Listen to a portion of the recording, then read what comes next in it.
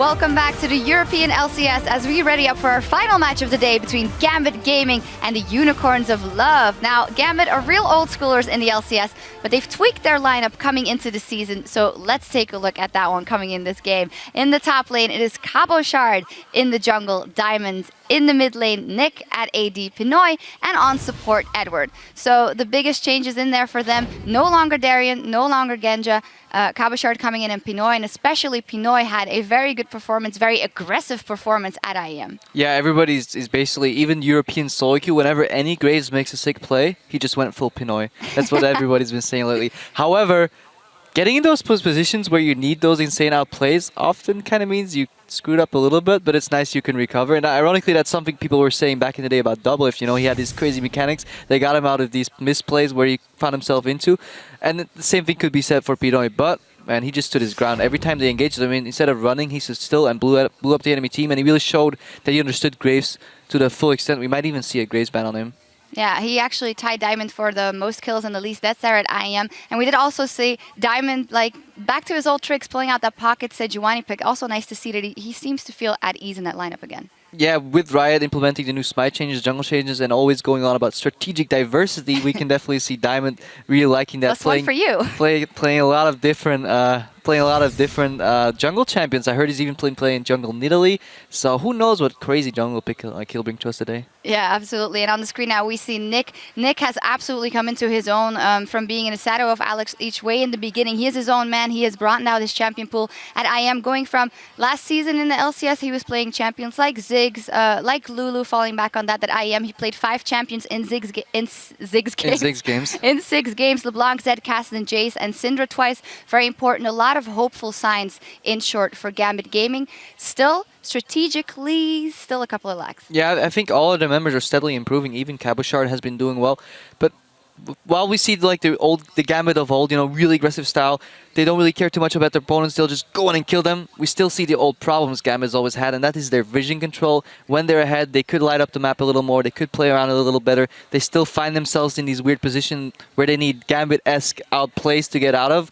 I would really like to see them learn from like other regions how to snowball these advantage in traditional meta style and mix that with their like Gambit see hero, kill hero type of style. But definitely props to them for improving. Like they looked shaky last year. If you asked me, like we were basically counting out Gambit, but I really like how Cabochard has grown, how Nick has grown, how the synergy between Edward and Pinoy seems to be going well. So they're definitely on the rise. Yeah, it's all going to be about setting realistic expectations for that refreshed lineup, because we can't keep going back to like the old Moscow 5 and Gambit had those fantastic results. You got to start fresh and see how far they can go. Their first test here is versus the Unicorns of Love, and let's start off by taking a look at that Unicorns of Love lineup. In the top lane, it's Vizicsacsi. In the jungle, Kikis. In the mid lane, Power of Evil at ADC, Vardax, and on support, Hylissang.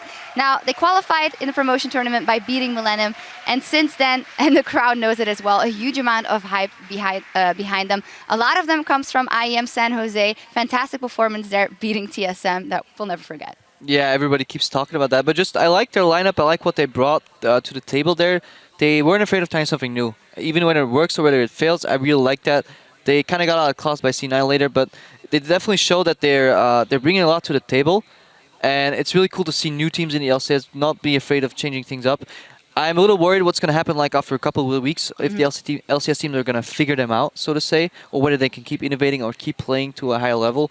But especially Power of Evil, from basically watching him and playing with and against him in solo queue, he's a really good mid laner, and it's just a joy to watch. Yeah, absolutely. A Power of Evil, a shining light in that lineup, although the solo laners, both Vizicsacsi and him, are very good. How do you think they're going to come into the LCS here, knowing that Power of Evil is now going to have to week of week perform against some of the best mid laners in the world? Well, if he ever falters, he still has the rest of his team to back up him. They have a solid roster there. Vizicsacsi's been playing well. I'm a little not worried, but curious to see how their bot lane will relate, because Europe has shown to have a couple of great bot lanes in there already. And Hylissang is a fantastic Thresh player. His hooks are really on point, but he's not shown that he can master other champions as well. He might draw a ban with it and might free up the pick and ban phase a little bit more for Unicorns of Love, but I want to see how their bot lane performs when they get targeted or even camped a little bit. All right. In this matchup specifically, I kind of feel like they are worth each other. They are both aggressive teams. They sometimes play those oddball picks and daring to go all in. How do you think that will play out? Will they be super explosive from the start? I certainly hope so. No, I just have a couple of picks in mind that are going to be contested. Because I've seen I was going to say Tristan, but Power of Evil play a lot of... Tristan Schrage. Tristan Schrage, such a nice German name, in his hometown, home country here. So Cassiopeia is a pick I see contested. Cabochard even plays it top as well. He plays it mid for Power of Evil. Saw it today working. At the same time, Thresh. Both Edward and Hylissang really like their Thresh, and they don't seem too much like Janna players, although they can pick it, but they'll always go for the Thresh. So I can see a Thresh contest here in this matchup, and I just want to see it because both players play it well, and both players know the matchup, so I want to see what they bring up against it. Yeah, it's going to be a super exciting matchup. It's time to get into the action. So as we send it over to Quickshot and the Fish Show, we'll hear how Gambit Gaming reinvented themselves coming into the 2015 season and are setting their sights at the top of the league.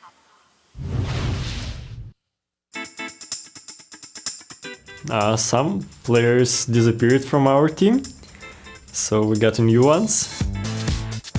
Like, of course, we're a new team, like, we're from 5 different countries. There are only 2 Russians left, and like Edward and Diamond, of course.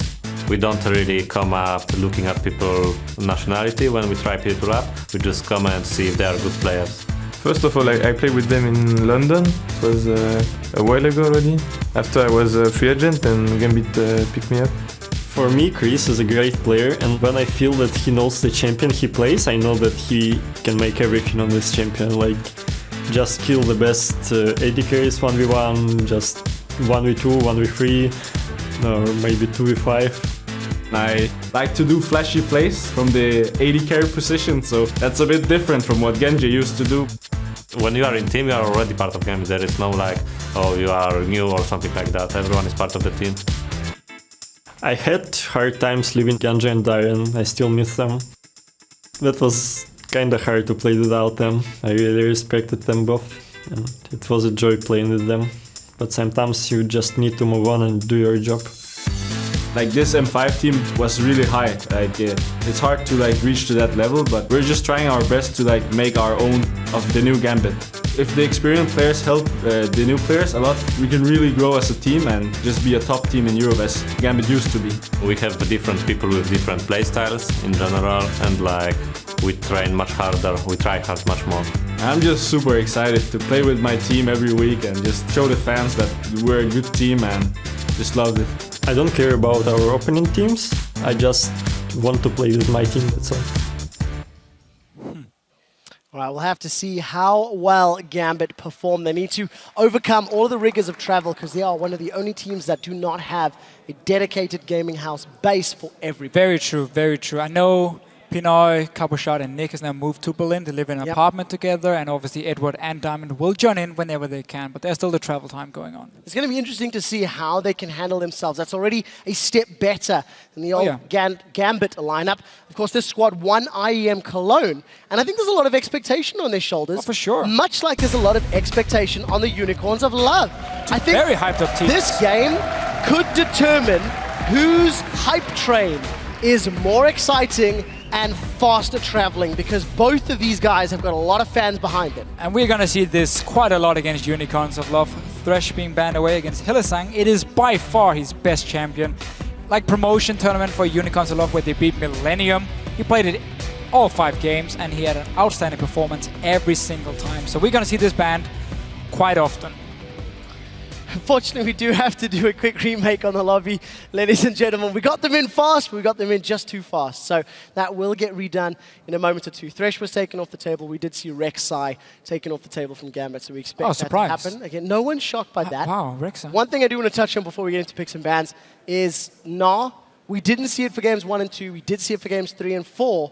There's a reason it's permabanned in every other region, and it's something that we're anticipating or expecting, should be expecting for games from here on out. Yeah, and we saw 2 very different Nars being played. We had Youngblood who got camped early on, so he didn't have much of an impact early mid-game, but still late game on Nar, you are so powerful. If you land your ulti, you knock multiple people into a wall, and you just win the team fight from there. And then, of course, we saw Freddy, once he got a good start, Put all the attention to the top lane, kill people. Svensson joined in, and Rocket had no answer for it. Both of the previous games, Gnar has been comboed with Jarvan to get those great Cataclysm plus Gnar ultimate moves, and it seems to be working out.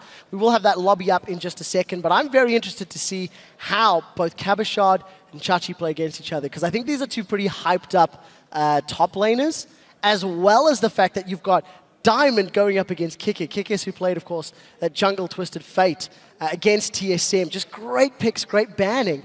That worked out in Unicorns of Love favor. Yeah, there's going to be some new picks coming into this game. I'm 100% sure we're going to see something different. Kikis at IM San Jose only played junglers who used Devour, because at the time it was a little bit too strong. He has now been nerfed.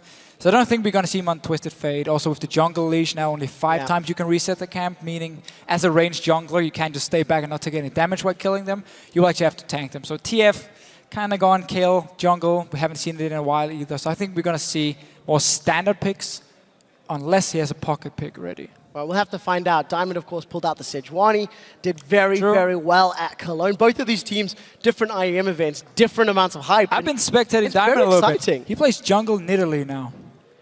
Why not? Let's see what they decide to do. We're going to jump back into Champion Select, as if no problems ever occurred. There is the Thresh we talked about. There is the red side. Wow. Hecarim is off the table. That was actually a pick I thought Kikis might have played. Well, the unicorn is taken away from the unicorns, and the bear pig machine of war is taken away. This is a different pick and ban phase. Yes. We might see it at Lee Sin and Jarvan. Right. I'm almost sad. Is that the weirdest pick and ban phase we've seen today? I mean, we have seen a Renekton being banned instead of a Gnar against Freddy, so I can't even say I'm too surprised, but a lot of target bans here. Remember, Visicharchi actually played Hecarim top lane at IM San Jose, so could be a ban against both him and Kikis, of course, on the sides of Unicorns of Love. But a lot of target picks or bans. Gnar is left open. 2 support bans from Gambit as well onto Hylissang here.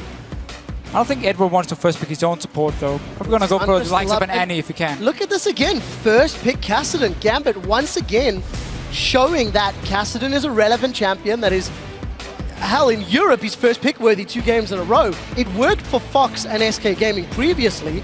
Let's see what Nick/Cabochard can do with it, because again, it is that sort of flex pick, depending on where you want to run it.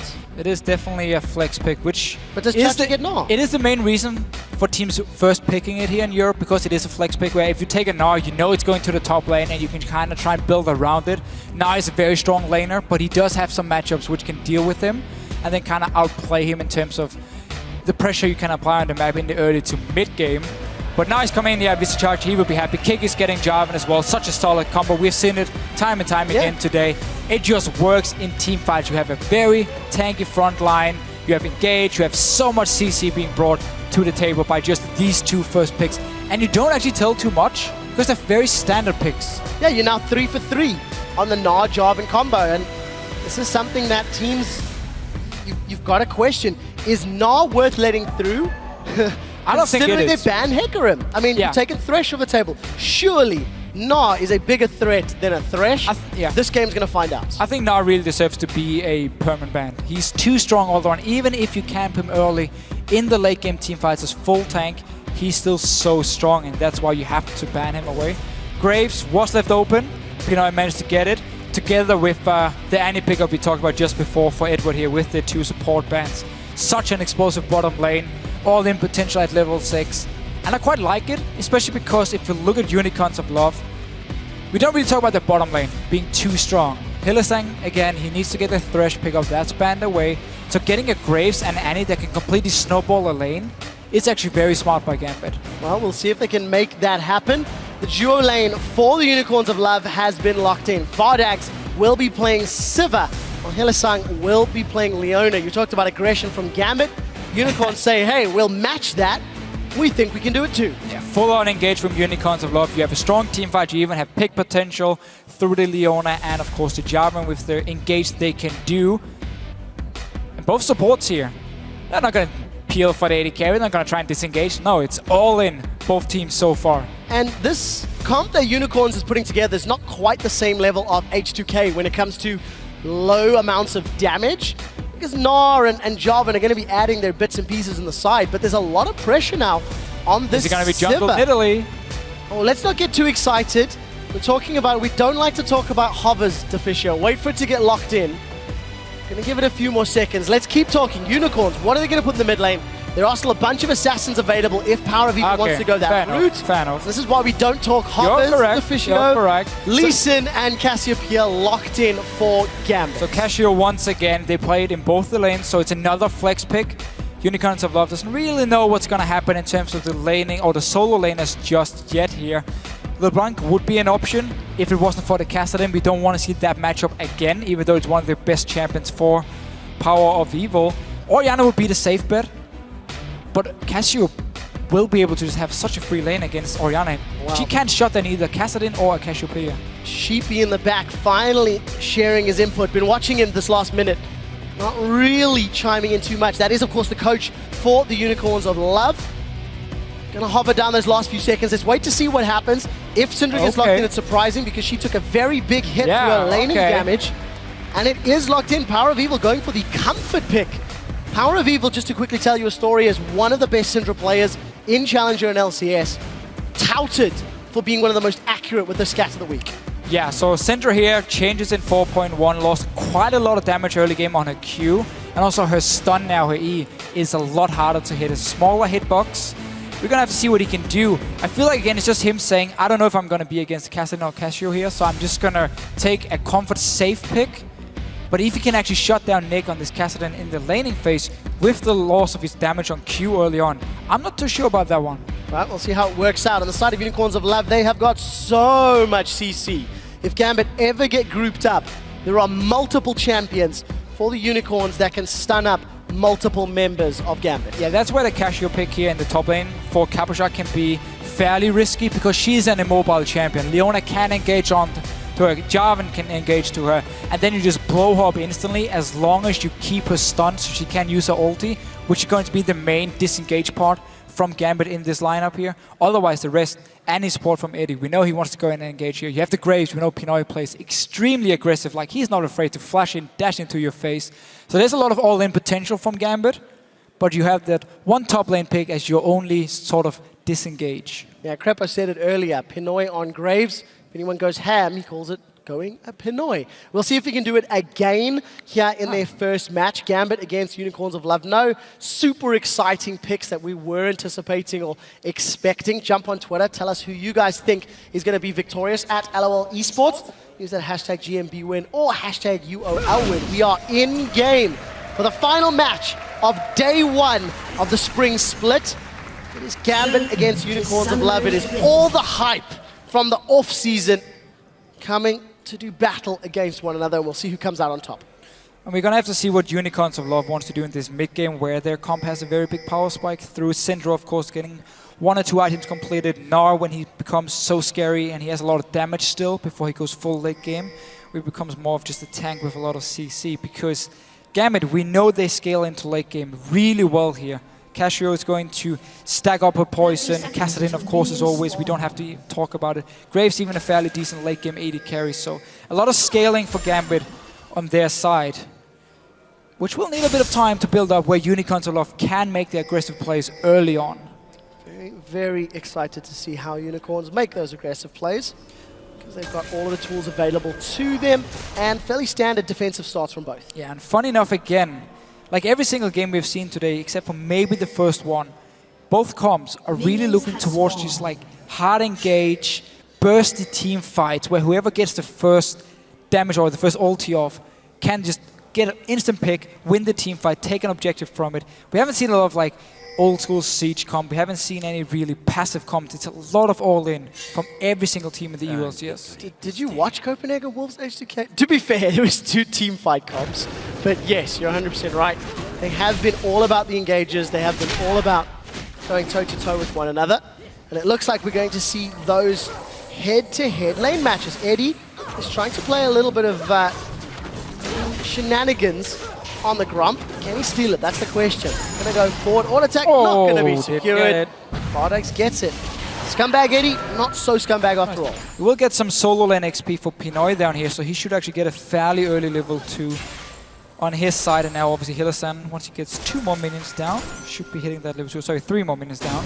Should be getting that level 2 for both him and Vardax. Well, let's see if he can make those flashy collateral damage plays like he did in Cologne. Pinoy on Graves once again.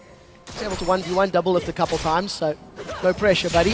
Only 7 times. See if you can live up to the same level of performance. And it's going to be a very, very aggressive lane matchup. I'm interested to see how Hylissang plays as well, considering that he's going to have that option to go all in on Eddie. Very surprised they Get actually done. didn't all in. So you take the Gromp here, you get early level 2 on Leona. You have to just go straight for the all in. There was level 1 on Edward, level 1 on Pinoy at that time. And they just stayed back, played it very passive. But we've seen this before from the bottom lane because Unicorns of Love is all about kickies and the solo lane is making the plays. The bottom lane often just play a little bit too passive and just sit and farm and farm and farm and try and be strong in team fights. But right here, they lost a golden opportunity of going all in with Leona. Well, I'll have to see if they can make that one count for them. We do catch a brief sight of the top lane. Cabochard trying to put some hurt down onto Chachi. Not really affecting him CS-wise, but we'll have to see how well Vizicsacsi can keep his sustain up, keep his hit points up, while simultaneously farming. And this is one of the picks that can do really well against Na early on because you out-damage him, you force him away, and we keep seeing this matchup here going like this where Cabochard will constantly move forward, force Vizicsacsi to back away and just try and farm with Boomerang. Also White Diamond showed himself on the top side in case Kikis came for an early gank. Diamond would have been there to counter gank it and actually didn't go back and upgrade his Hunter's Machete early, so he's going to fall behind in gold now compared to Kikis, who did their 3 camps, went back to base, upgrade early, so get a 30 gold from every camp now. That's going to be, could be a little problem for Diamond. He's going back now, though. Well, we'll see how it affects him in terms of the total gold. Just a couple of camps, 5 CS at the moment. Chachi under tower, taking so much damage from Cabochard. But look what Diamond is doing here. Skirmishes Saber. I haven't seen that on Lee Sin ever, actually. But it will allow me to get the true damage for a few seconds. And, oh, this charge is dropping very low here. But at the same time, get the 20% damage reduction onto his target. Kikis onto the mid lane. Want to try and shut down Nyx. Oh, let's see. There's the slide. There's the glide. Nyx gets caught and he gets sent back. It's not over yet. Pinoy gets stunned up. Vardax in return stunned by Edward. They trade damage back and forth, and Hylissang is the one that comes away worse for wear. First blood secured by the Unicorns of Love in that middle lane for a very, very good dive. Oh, Pinoy caught once again. Vardax goes in. Vardax is going to get caught out. We do see Hylissang continues to push. Ignite's ticking. The minion auto attack is not enough. And Pinoy manages to walk away. That was so, so close. Yeah, now Unicorns of Love playing aggressive in the bottom lane. When as soon as they knew where Diamond was on the map, went for the all-in from Hylissang here. But in the mid lane, getting an early kill on Kassadin. Rocket tried in the last game. It didn't work for them. Unicorns of Love, they show how it's done. We'll see how that works out for them. Sides. Diamond and Kikis now trading back and forth. The slide, the glide, Diamond sent flying. Kikis and Diamond continue to bash away at one another. It's Diamond that's winning. Let's see what he can do with the Sonic nice Wave. flash. Gets flashed by Kikis, but Summon Spell blown. But this is why Diamond is buying Skirmisher Saber. It's purely just for like the one-on-one, the skirmish he can do. Land that smite, get the 20% damage reduction on whoever he smites. And then he can stay around and force them to back away.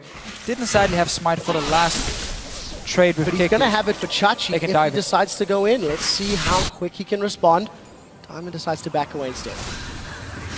This charge is getting his Mega now. You don't really want to go for him there, so wisely enough. But a lot of focus on the top lane. Gambit Gaming knowing that Cabochard would be an easy target because he will push the lane over and over. And just making sure he has a very safe laning phase with Diamond there. Now, we did say both of these teams have a lot of fans coming into this game, but I did not think the Unicorns of Love were going to win the Twitter vote against Gambit Gaming. 64% to 36%. A lot of faith in the Unicorns, considering their second place finish at IEM San Jose. Anyways, Nick versus Power of Evil. It's not something we've seen too much. Oh, we'll get to that in a second. Pinoy caught out, stunned up by Hylissang. This Leona play has been pretty solid so far. He's landed multiple Zenith Blades onto Pinoy, but nothing more comes from it other than the poke and the damage. Yeah, the mid lane was fairly even in the start here, but then the ganks happened, and we know again Kassadin, he can farm well, but he doesn't really apply any pressure. So it's a very easy gank for Unicorns of Love to pull off and give Power Weevil a lead he really wants here on this Syndrome. The late game damage is the same as before, so that's not exactly going to be the problem for him. Good help by Kikis then to sort of compensate for the lack of early game damage. He's been very, very present on this Jarvan in the early game. Landed a good couple of ganks. Diamond was able to push him away, but it's not too bad at the end of the day. And again, Diamond, focus on this top lane here, making sure Cabochard can never get ganked and he can just constantly push this wave in. He's not even looking to dive or anything, he's just staying around, securing all the vision and safety. Yeah, but it's at the cost of his CS. He's falling further and further behind Kikis, who is about to show himself in this bottom lane. Cataclysm is available. Let's see if Hylissang can land the Zenith Blade. That could be the go signal. Or we could see the Demacian standard into Dragon Strike. What will it be? Stun is charged. Nothing hits! And Edward flashes away. That was very, very close indeed. Chilling Smite went down. Wasn't enough. Good reaction time though by Eddie here, seeing the flag coming down and the engage from Hylissang instantly flashing away. Not taking any chances here in this bottom lane. It does mean, however, Annie is a very mobile support. So Kiki should come down to this bottom lane once again. Hylissang will hit his level 6 point and you just go for Edward straight away. Kill him, secure Dragon from there on. Well, let's see if they can make that work. They do need to connect with the skill shots. Eddie, no flash, should make it significantly easier. Pinoy and Edward, 60 CS to 65 of Vardags and Hylissang. Zenith Blade goes wide. Anticipating Pinoy to back off just a second sooner. Didn't pay off, but pretty even numbers across most of the board. It's only Unicorns of Love with that first blood that's giving them the small gold advantage. Gank attempt by Kikis means that Diamond has had some time to even out that CS, albeit it was only around 5 or 6 anyway, so it's not like it was a massive number to speak of. Diamond once again going to the top lane. Will actually face Kikis up here. Cabochard once again playing so aggressive, trying to constantly force Vizicsacsi to actually trade with him. A trade that now will lose out on. And Diamond are going for the recall. Kikis just go straight back to this bottom lane, or send down Power of Evil if you want to, but for Eddie, he needs to die. Well, we'll see. Solar Flare's available. Who's going to get connected with the CC? Power of Evil moving in from the sideline. Zenith Blade lands, the stun connects, Pinoy's in trouble. Boomerang Blade comes out, but the Tibbers is going to delay the proceedings. We do see a teleport coming out for Cabochard as he's replied. It's been support for AD carry. Second victim of the fight's going to be Cabochard as Eddie will be dove. That is a very, very messy 2 for 3. Let's see if Nick can clean up house. He rift walks over. He flashes past the stun. Ignite's ticking. That should be Vardags in trouble. Vardags does get taken out. And Gambit end up trading a 3 for 3 at the end of the day. And a tower dive from Unicorns of Love. Yeah, and due to everyone dying here, no dragon can be taken or started by any team. Instead, though, we talked about the lack of flash from the bottom lane of Gambit. They send down Power of Evil. Kikis was actually running all the way from top lane. We're just going to see it again. Engage onto Pinoy here. Edward is staying very far back, knowing there was going to be a dive. Pinoy ends up dying. Hylissang goes down with him due to the tower, and a nice teleport from Cabochard. Vizicsacsi joining in. No Mega Gnar. Too early in the game to really tank the tower here. And in the very end, because Vardags will take some damage, Nick can come in and start cleaning it up. Well, a burst from Power of Evil down at the Cabochard was actually very surprising.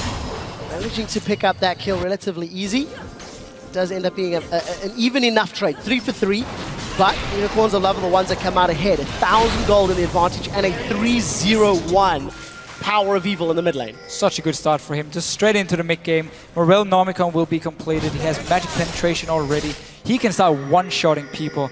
And honestly, he should just keep roaming around. Kassadin won't be able to stop him from roaming. So as long as he has the wards placed so he can see he doesn't face check someone like Diamond, he can go to the bottom lane, he can go to the top lane and just secure some more kills. We'll see if he can continue to make those plays happen. Early Sorcerer's Boots that you highlighted, going to make that significantly easier to pull off. We do see Chachi, his first back, picked up that Hex Drinker. This is standard on all Nars. And Cabochard going for the similar Cassio build that we saw earlier. Tear into what's going to be the makings of that Rylai's. Yeah, and that simply means we're going to hit this mid-game point now where Gambit needs time to scale up because you need your Rod of Ages fully stacked on the Cassidy. Cabochard in the top lane needs Tear stacked up, needs the Rylai's completed before we really start seeing the late game Cassio damage coming in. So Gambit now has the next 5-10 minutes where they basically just want to try and sit down back and farm, scale up on these two solo laners where Unicorns of Love, because Power of Evil also got so far ahead, can look for the plays. As it looked like Kikis was hovering in that bottom lane, toying with the idea of trying to go on the bottom. Keep in mind, Eddie's flash is down for a few more seconds. Diamond again showing in this top lane, but the fact that he's been spotted by Vizicsacsi means that Unicorns of Love are going to start off this dragon, and this should be uncontested. It doesn't look like Pinoy or Edward are anywhere near. No, I don't actually mind this trade for Gambit. Getting a global gold instead, so you scale up your champions faster instead of this very first dragon. that they would have a very hard time contesting anyway. So I actually quite like the trade. Problem is, however, your mid lane is going down as well, and suddenly it turns into favor of Unicorns as well. Right, tower does get secured in the top. Unicorns do secure a tower of their own, so they get a dragon and a tower out of the deal. Unicorns maintain their control on the game, and they can train their position. And getting that mid tower is so important because instantly you can just walk into Raptor camp, you can walk into the Wolves, place these deep wards here and see what Diamond is doing, or if someone like Eddie is roaming around from the bottom lane. So very, very good warning from Unicorns, knowing as soon as we take this tower down, inside the jungle, get some vision control, try and make some plays now, try and catch them out if Gambit is moving through their own jungle. Well, take a look at this. Chachi's in trouble. He's committed to a fight. No hop available. Forced to flash. Next Trinket does pop, but that's a little bit of bait. Power of Evil's in place. Stun does not connect. And that means that Cabochard can get away cleanly. But Chachi had to flash there, trying to pick up some damage in Cabochard, but the support was around for Gambit. He's been doing a good job actually just staying alive and picking up as much farm as he could, because Diamond has been sitting in his top lane the entire game long, doing nothing else, even picking up the skirmisher Saber here for better dueling as well on the Lee Sin. Just haven't really had a fight, because every time Kiki showed himself and realized Diamond was there, he just backed away. And the irony is, despite the fact that Diamond was in the top lane, he didn't really put pressure onto Chachi. Oh, that's the flash stun! Bardags is in trouble, Tibbers has come down, spell shields up, collateral damage! Pinoy goes Pinoy and drops Bardags where he stands. They had a ward on Hylissang and he was recalling as soon as he went back to base, instant engage. Bardags had no flash. Nice little pickup here by Gambit, getting a very important kill as well. Great timing from Eddie, really, to make that count. That evens out the kills, 4-4. There's only 300 gold separating these two teams, and Infinity Edge is completed for Pinoy on Graves. Got himself a CS advantage. Nick is even able to defend the pink ward for a few seconds longer. So we mentioned Morello Nomicon on Syndra before, but seeing as he got all of these kills, he just went back, got a DFG completed. Again, Power of Evil, he really needs to try and find some picks here, because he can one-shot close to everyone. Let's see if he can. Warrior Enchantment completed for Diamond Prox on Lee Sin. Kikis has had the same for a little while. Rylai's completed for Cabochard. Already touched on the Eye Edge, the Rod of Ages, and the DFG. If you take a look at the supports, fairly similar in terms of your Moby Boost and Sight. Oh, Eddie. Eddie's been There's caught no out. flash. He's been knocked in the air. He's been stunned by Power of Evil. One more kill, going over to PoE. Straight for the top end. 4-0-1. Cabochard teleporting safety. Smart. That's a massive, massive win. Another kill for Power of Evil and the cooldown from Cabochard. Massive advantage to the Unicorns. Yeah, Gambit are trying to reply to the push from Unicorns Aloft by taking the mid lane here, but they have to push it all the way now. I don't think they're taking any damage from the laning phase, so Unicorns of Love can just keep pushing down their 4 members. Well, let's see if they group themselves up. Pinoy's pushing on the bottom lane. It's 1 tower to 2. Gambit have got themselves a little bit closer to this top lane, trying to counter out the vision as best they can. They've got 3 of those sweepers in hand. The Unicorns are grouped up. Look at Diamond's positioning. He sniffs an opportunity. This is a 4-on-4. Neither AD carry is with their team. Wisely enough, they're just backing away. A little bit too early to stay and really seize the tower here. You don't want to risk and engage under the enemy turret or close to it where you can't really get onto the right targets in the back line. But still a good play by Unicorns of Love. They know they're stronger at the moment. They know they have to press the advantage, and that's why they keep invading in the jungle, keep taking these outer turrets down. So another game where the Unicorns have come out swinging. We don't see anything super fancy in terms of champion picks, but they're not executing the A lot of strategy people mid well. lane here. Nice stun. That's a stun onto Nick. It's followed up by the Solar Flare. The Zenith Blade was too early. It was predictive, but it wasn't needed. Power of Evil with the DFG burst. Shreds down Nick. This is going to open up some damage onto this mid inner turret. Unicorns of Love continue to exert dominance on the map. And landing a stun on a Kassadin should never really be possible in Diamond's knocked up. Hylissang sniffing. The Cataclysm goes down and Diamond is now dropped. They've turned their attention to Eddie, and the Boomerang Blade is shredding his HP bars. Unicorns of Love get the inner turret, they get another kill, and now they back away. Yeah, but Gambit are just staying around here, getting hit by stuns and everything, and suddenly engaged on, and of course they end up dying for it. Straight down towards this bottom lane. Pinoy's in trouble. The blade doesn't connect, but the stun from Scatter the Weak does. Pinoy gets flung in the air and shut down by Vardag. So Hylissang tried to predict the dash from Pinoy, and he just stopped in the bush instead. So some mind games going on here. Let's see Nick. Okay, Stop the recalls at least. Stop the recalls. That's a little bit of an awkward moment. Gonna put some damage down, but keep in mind, numbers advantage still in favor of Unicorns of Love. They got the bottom tower. They've got a 5k gold lead at 17 minutes. But these two slow scaling solo laners from Gambit are really getting punished here early on by Unicorns of Love. They have so much hard engage on their side. The mid laner is extremely fed at this point. And once again, I mean, Nick dying in that mid lane should never happen. When you see the ball flying towards you, just jump away in that castle and don't take the chance. Well, he took the chance. It came back to bite him in the behind. Diamond Procs with the aid of Nick and Edward. And take some solace in the fact that they can steal away a blue buff. The question is, can the mythical unicorns counter? Diamond's going to safeguard away to safety, luckily. And Hylissang was right on his tail. First dragon went the way of the lovers. Now it has respawned again. They seem to have position. Let's see if Gambit want to come in. This is risky. They should big fight. gold No. difference. This is so risky for Gambit if they actually want to try. They're sneaking around here.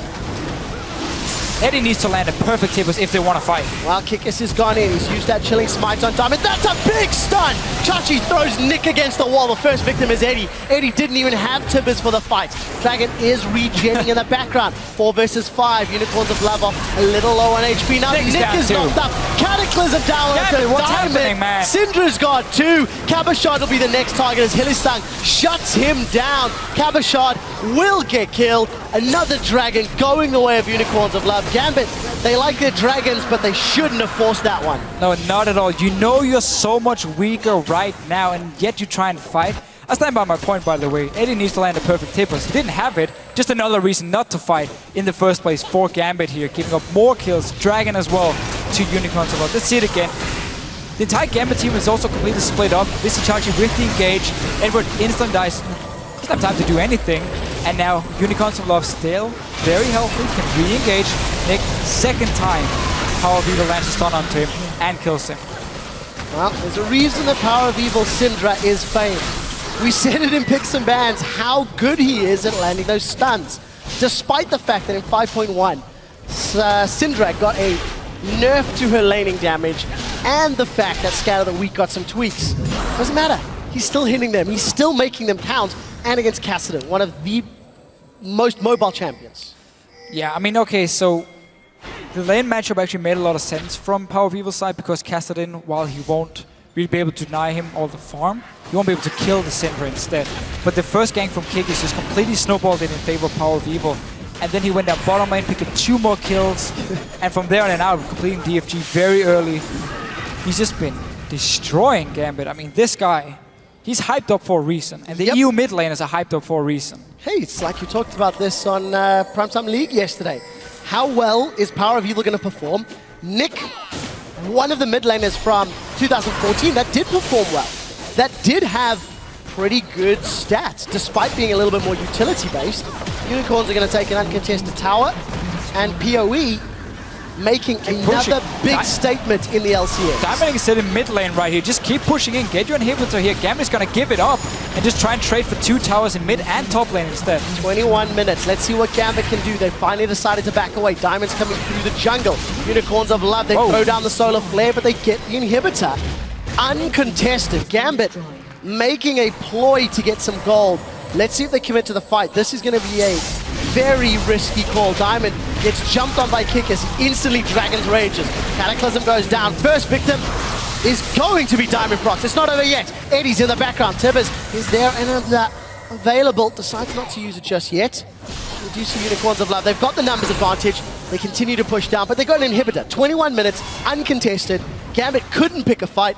Diamond 0-3-0. This skirmishes Saber Lee Sin is simply not having the impact that they wanted it to. No, all that early pressure on the top lane didn't really pay off. Yes, okay, Kabashar was safe, but that was it. Like, Unicorns of Love knew where the Lee Sin was the entire game long. And just giving up your inhibitor 20 minutes in, if you can't even fight around your own base at that point, you are so far behind, it's insane. You try to just trade for some gold, not worth it at all, because inhibitors are just super minions, you can't clear them. It means Unicorns Aloft can now start even putting focus on this weaker Baron. The fight to pick for Gambit would have been the inhibitor turret and the inhibitor itself. Not the dragon. Not the dragon. Not the dragon, where they just can completely melted. It is still the Gambit style, though. It is. They always like dragons. Extremely aggressive, and they will look for fights here. Pinoy looking for one himself. A little bit of damage down. We do see Chachi's gone for the Frozen Mallet as his second item. Talk about wanting to snowball a lead. Let's see if he can make this one count. So Baron is available.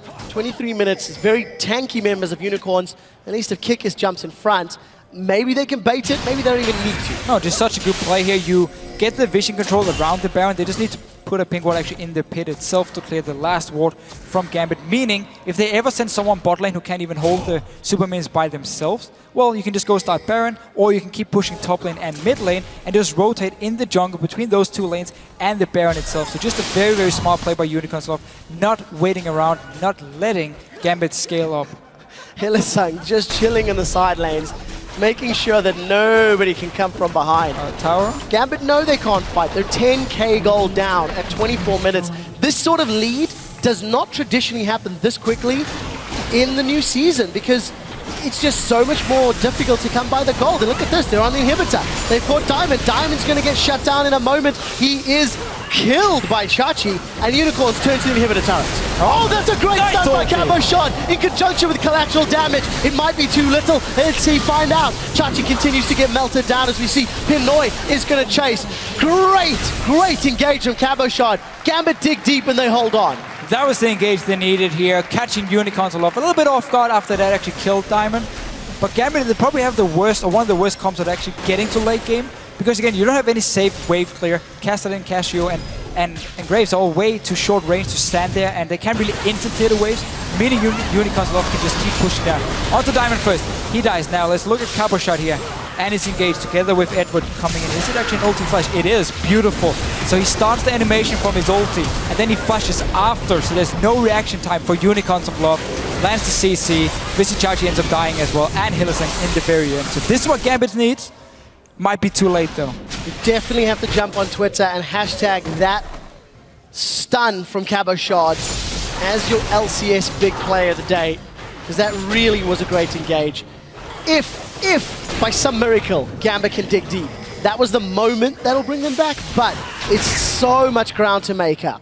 And look how early here Unicorns Aloft have decided to get the Greater Vision Totem. Again, the new thing here in 5.1 is it's buff, shorter cooldown, cost less gold as well. So they have 2 ping wards now from Vizichachi and Power of Evil at all times. So even if Gambit goes in, clears the one at Baron, you just have 2 extra ones you can put down, constantly keep the vision control and the pressure on Gambit side. So I really like the pickup here from them.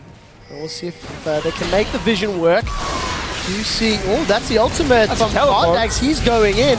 Vizichachi is going to throw the house. The solar flare comes down. Cabochard's locked up. He's going to block some of the burst, but this is messy. Cabochard's the first victim of the fight. Now Diamond Prox is being focused down. He's killed just after Pinoy, and Unicorns of Love, they go aggressive. Hylissang lands a Zenith Blade, but it's not going to be enough. There's still minions on the Nexus turrets. 3 members down for Gambit. Unicorns, they're on the Nexus turrets at 26 minutes. They're looking to close. They've caught Edward. He's knocked in the air. The Unicorns of Love are going to be riding high. They've got a Nexus turret down. They're taking out the second. And in 26 minutes, Unicorns of Love have obliterated Gambit.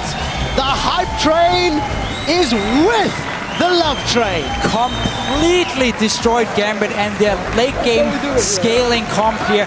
Such a greedy comp from Gambit as well. We saw all the focus from Diamond on the top lane. Didn't pay off, nothing happened. And because there was so much hard engage and there was the Syndra being so extremely strong from Power of Evil, Unicorns Aloft just kept picking the fights. They got every single fight they wanted to. And no chance of disengaging.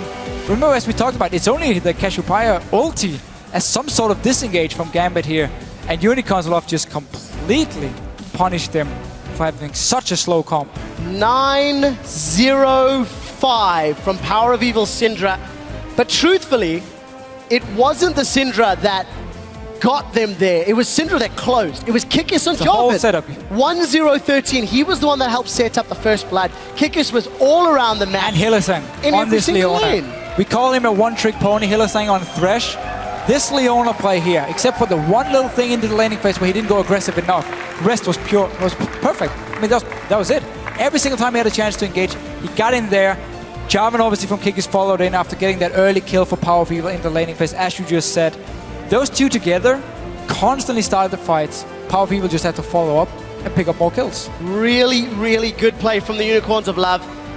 This was the grudge match to end day one to determine which off-season squad who gained hype, who gained support at the IEMs was going to come out ahead, and it's the Unicorns of Love. Massive smiles. Look at them celebrating on stage. And a lot of props has to be given to the guys. That was, of course, Sheepy, who is their coach. Yeah. Good call. I mean, nah. For sure. 3 for 3 today. It has to be banned, or it has to be picked up early. At least considered as such a good pick, because first two games wasn't banned, wasn't picked at all. Just seen it, how strong it actually is. Even though Vizicsacsi didn't have to do too much other than just sit back and not actually die in the laning phase. It was more about the rest of the lineup here, making all the plays.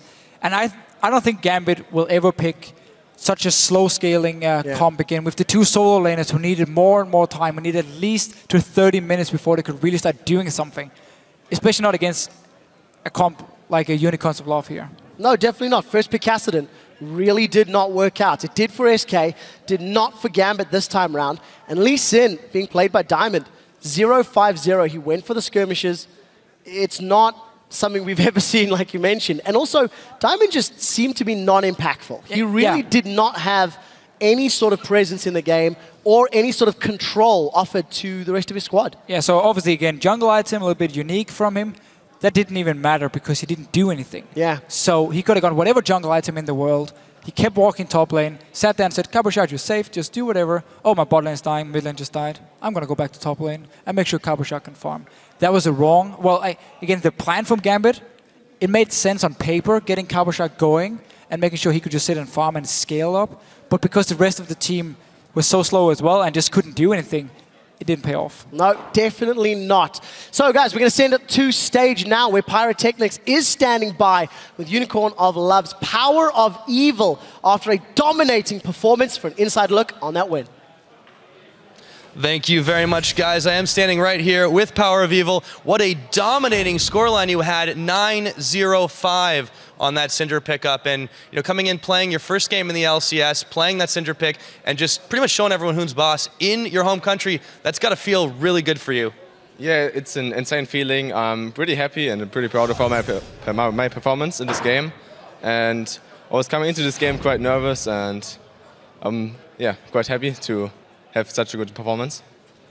Alrighty then, and also I wanted to ask a little bit about just generally speaking, some of the expectations on your team. A lot of people had given a lot of hype up to you guys going in this game against Gambit, but we're toward the old school, known as the Master of Innovators. Your team coming in, kind of knocking them down a few pegs. You were able to really take that belt away from, take that title of Innovators away from them. And how did you really plan against this team that seems like a lot of people had trouble preparing for?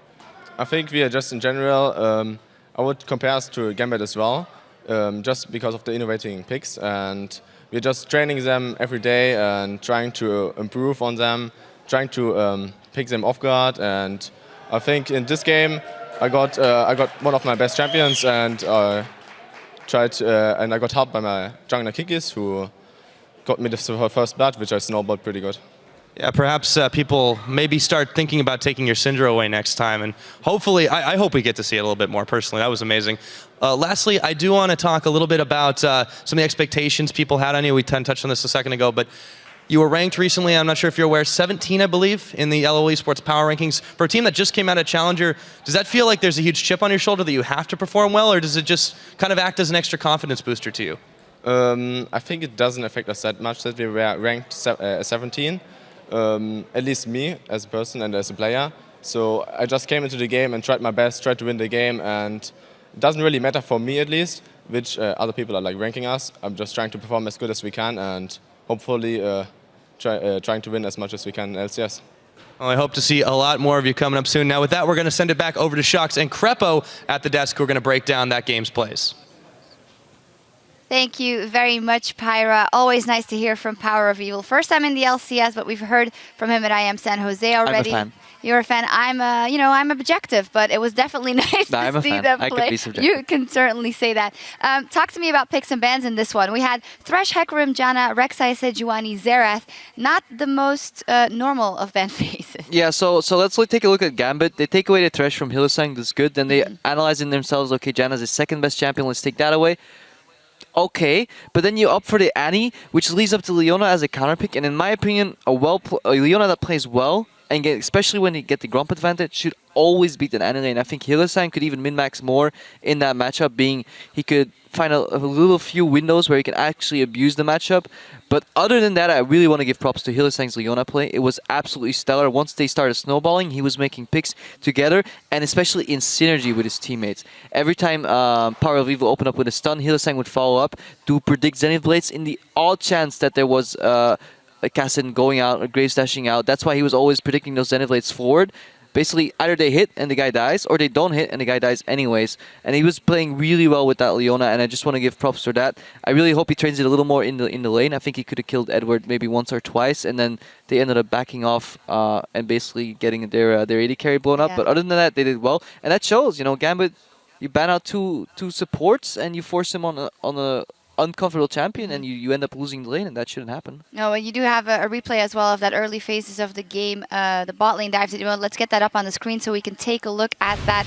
You were saying the whole time, they should go in now, they should go in now. Yeah, basically, before we roll the clip, I just want to highlight Edward's flashes down, and that basically means that they can at any given point flash in or just ult in with Leona. And we have Syndra coming down as well, so this is really good. Power of Evil is translating his advantage from the mid lane to the bot lane. He'll never kill Kassadin 1v1, but he can roam. At the same time, I want to highlight that Gambit did well is communicate, because they get the first TP down and Kassadin follows. Let's roll the clip right now, and we can see what happens. So they correctly identified Pinoy is only left under the tower. Edward's all the way out of position. Good job waiting for the ulti before Graves dashes. Power of Evil comes in, but here's Cabochard with the TP, followed by Vizicsacsi. He's very close to going to Mega Gnar. Good stun by Eddie, still delaying the all-in, because this buys him enough time, and Vardox goes low enough for Kassadin to pick up that return kill. So I just want to highlight that this is a play that was played well from both sides. I think Eddie backed off a little bit too far initially. Left Pinoy actually on his own. Pinoy did the right thing. You can dash mid-stun from Leona and hopefully to dodge the ulti. Hylissang in return did the right thing by waiting for that dash, not missing his stun on the tower as some certain Krepo players do sometimes, and then actually landing the ulti spot on and really good target calling. They knew Cassiopeia was coming, so they didn't finish the dive. They waited for her to come, waited for the ulti, turned back again. I just want to give props to both teams here. This was good play. Wow, so much praise for both teams. That's exactly. Really cool. You also had something to say about Edward and picking people off with his vision control at some times in the game. Yeah, I really respect Eddie as a support, but a couple of times he actually was really unlucky this game, because 5.1 recently changed that wards survive a little longer, and it was really sad to see every time he placed the ward, just barely Unicorns of Love would pick that off with either an auto attack reset on Leona and then another hit, and it just shows that Unicorns of Love are just working as a team. They're attacking wards together. Even these small wins allow them to choke out the vision from Gambit and then create picks because of that. We have Leona opening first and Power of Evil following up. We have Power of Evil going out first, Leona following up. We have the tank presence of Gnar and Jarvan, which is really, if you have this AoE blow them up comp, it's really good to have this tank presence that can draw some attention until somebody missteps, and that was something Gambit was lacking. They had Kassadin to punish missteps, they had Annie to punish missteps, they had Cassio to punish missteps, but they didn't have any tank to really draw the attention, keep people in range for that to happen, and you saw really how well Unicorns of Love abuse that fact. Absolutely. We have actually one final replay where Unicorns of Love show that their synergy is on point. They know exactly when to go in. Let's get that up on the screen. There was only one team fight I think they lost, but all the rest they executed. Yeah, in the end they actually got turned on by the Cassiopeia ult, and you can see how well they respect it, right? So they're at Dragon right now. We can roll the clip, and they don't prioritize the objective. They basically use it as bait. They know Gambit's coming in, so they go on Diamond, they want to take him out, don't have the 50-50 smite, and look at Vizicsacsi, just flashes in, puts people in the wall, Hylissang follows up, and he doesn't even have time to use a stun. They back off to the Dragon. Gambit is still being lured in. They shouldn't go for this anymore because they're so desperate to land that money Cassiopeia ulti, but Nick overextends right now. You see there's no tank drawing the aggro on Unicorns of Love. Sure, they land the 4-man Cassiopeia ulti, but it's too late because they have to invest too much HP to get close enough to make that happen, in a sense. Sure, if they snowball, they can do that all game, but if they ever get behind, their front line will just get blown up before they can even get in position to, use that wombo combo. Yeah, for me, one thing coming into this one for the Unicorns of Love were some question marks. They have those oddball picks sometimes, but here it really shows that they have both the individual class and the team play, but it was only the first game, of course. Yeah, okay, this is game 1, and we'll have to see whether this is all they have, whether they have more in store, or whether they can come back from behind. But for me, they played well this game. Their draft was super well thought out. They had Gnar Jarvan on first rotation. They answered the Annie pick with a Leona. They filled out Sivir, and then they hovered the Orianna. That's actually the last thing I want to highlight is Orianna would have been great in this comp, thematically, right? You have Gnar and Jarvan going in, and you can put the ball on them, and then ulti. But then they were smart enough to think, we actually don't need that. We can just start making the picks with the Syndra and then just have everybody else follow up instead of setting Jarvan and Gnar in and then using the Orianna ulti. And you saw the little extra spice from the Syndra in the early game allowed them to snowball mid, allowed them to roam and make picks left and right. So I like the switch that they didn't go for Ori and ended up playing Syndra, even though she's nerfed on 5.1. Yep. Definitely worked out for them on that one. With the season fully on their way, let's take a look at who raked in the most fantasy points today. The Day 1 fantasy leader with 10 kills, a KDA of 22, and 2 double kills for a whopping 42 points in his LCS debut is Fnatic's mid laner, Febiven. Great performance from him and from the entire team today. Yeah, he did really well. There's actually not much to say about that. Nah, I really... performance. Actually, just going back to the Fnatic game, no, you're not allowed to talk. No, okay, I'm done. Okay, I really want to say Fnatic played forward so well, you know? That's the one thing if you don't have a tank. Everybody dove in and people were wondering, is Febiven going to get blown up on Zeref? No, he just stood back and basically immediately launched every ulti every time Fnatic CC'd somebody. It was beautiful to see the way strategically Fnatic played in that match. Yep. And as we wrap up the day, let's pull up the standings with 5 matches down in the 2015 spring split. Here is how the teams stack up. Half of the teams are tied with 1 win, while the rest have a loss each after the first day of the season. And while looking at that table, the Copenhagen Wolves on top with Fnatic and Giants. And then at the bottom of the table, Meteor Makers, H2K, and Roccat. H2K will especially be beating themselves up, I think, after that one here today. Yeah, they definitely basically threw the game, you know. They had a teamfight composition that snowballed a little bit, but they were actually better at split pushing than their adversaries, and they should have basically kept the map open, used those side lanes to get the victory. But impressive that Copenhagen Wolves came back in that game. Yeah, another big one was, of course, Elements suffering a defeat from Fnatic, who played fantastically, but that's all going to change tomorrow with 5 more games beginning with Meteor Makers versus SK, and the new Fnatic will face off against H2K. Then we'll wrap up the week in Europe with the Unicorns of Love versus Elements. Those matches all start at 6 p.m. Central European Time. That's 9 a.m. Pacific, so don't miss it. And that is all for day 1 of the 2015 season here in Berlin. On behalf of myself, Krepo, and the entire broadcast crew, thank you for watching, and we'll see you tomorrow. Welcome, ladies and gentlemen, to day 1. Glacial Tomb will keep Huni alive for a few seconds longer, but Froggen with the glitter lance, he gets the first kill of the fight. Rainover looks to secure one, but he's dropped in the background. Shook gets sniped by Febiven. They are the victors of the first game of the European LCS. That's going to be a dead Mima. Whirlip flashes forward. That's a double counter-strike. Double kill. Gonna close it out for the triple. They win their first game of the European LCS. Oh, let's look at Odoamne. He's running in. He gets a double. That's a double stun. Youngbuck is about to become Mega Gnar, but he's exhausted. That is a massive stun. Copenhagen Wolves have done it. SK went to Worlds after beating Roccat the last time they faced off. Roccat wants revenge. We are about to find out how this goes. They've gone onto Enrated. That's the Glacial Tomb on the support, but Overpow's the first victim of the fight. We see Vander going down next. Jankos, Woolite, Nukeduck doing the best they can to run away for the final match of day 1 of the spring split. A little low on HP now. Nick is knocked up. Cataclysm down onto Diamond. Syndra's got 2. Cabochard will be the next target as Hylissang shuts him down. Unicorns of Love have obliterated Gambit.